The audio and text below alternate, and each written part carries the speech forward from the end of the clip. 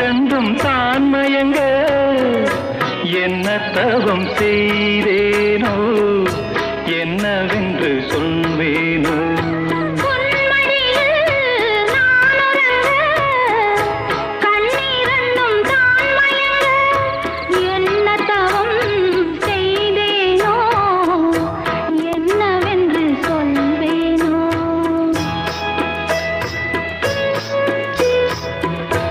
ஏழ் பிறப்பும் இணைந்திருக்கும் சொந்தம் இந்த சொந்தமம்மா, வாழ்விருக்கும் நாள் வரைக்கும் தஞ்சமுந்தன் நெஞ்சமம்மா.